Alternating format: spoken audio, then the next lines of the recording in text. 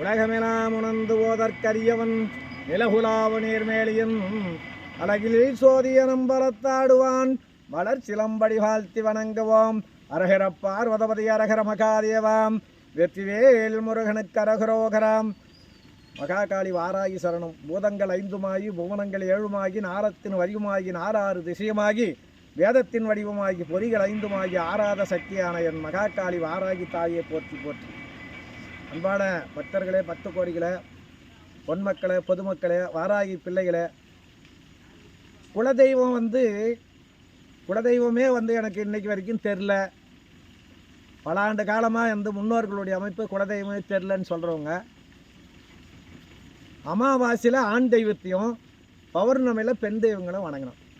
அந்த குலதெய்வம் இஷ்ட தெய்வம் அவங்களது குலதெய்வம் என்ன தெய்வம் இருந்தாலும் சரி, அது காளியா மாரியா அங்காள பரமேஸ்வரியா எந்த தெய்வம் இருந்தாலும் சரி, அந்த தெய்வத்தினுடைய சூளம் நட்டிருப்பாங்க. முன்னால் கருவறையிலேருந்து நேர் எதிர் சைடில் சூளம் நட்டிருப்பாங்க. அந்த சூளத்துக்கு முன்னால் 9 தேங்காய் எடுத்துக்கணும். 9 தேங்காய் எடுத்து அந்த 9 தேங்காயும் உடைச்சி பூக்கிட்ட இருக்கிறத அந்த மூடியை விட்டுட்டு மேல் மூடியை மட்டும் எடுத்து 1 லிட்டர் ஒரு சுத்தமான பசு நெய் வாங்கிக்கணும். அந்த 9 மூடியும் அந்த சூளத்துக்கு நேராக மஞ்சள் குங்குமம் வச்சு அந்த சூளத்துக்கு முன்னால் வச்சு அரிசி பருப்போ இல்லைன்னா சமமான இதில் ஒரு இலை போட்டு அரிசி பருப்பி அதுக்கு மேலே அந்த 9 இதுக்கு மஞ்சள் பூசி இது பண்ணிவிட்டு 9லேயே நெய் தீபம் போடணும். 9லேயும் போட்டு பருத்தி பஞ்சித்திரி இல்லைன்னா தாமரை தண்டு திரி இந்த 9க்கும் போட்டு அவங்களது குலதெய்வம் பெண் தெய்வம் பௌர்ணமியில் போட்டிங்கன்னா பெண் தெய்வத்துக்கு ரொம்ப ரொம்ப சிறப்பு. அமாவாசையில் போட்டால் ஆண் தெய்வத்துக்கு ரொம்ப ரொம்ப சிறப்பு. அமாவாசைன்னா ஆண் தெய்வம் தான், பௌர்ணமின்னா பெண் தெய்வம். அந்த தீபம் ஏற்றிட்டு நீங்கள் வணங்கி கும்பிட்டு வீட்டில் சாமி ரூமில் ஒரு விளக்கேற்றி பூஜை பண்ணி இரவு படுத்தா அன்னைக்கே காட்சி கொடுக்கும்.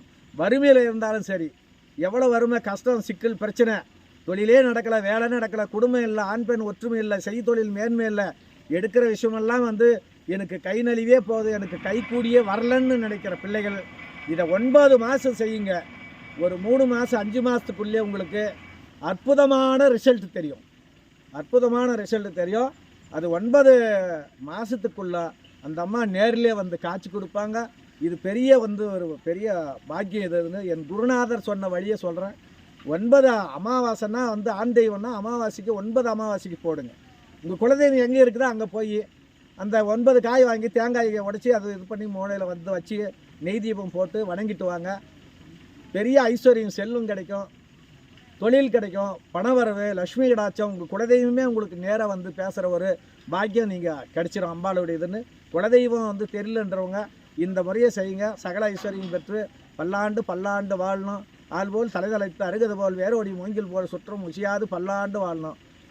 மறுபடியும் அடுத்த பதிவில் சந்திப்போம். நன்றி, வணக்கம்.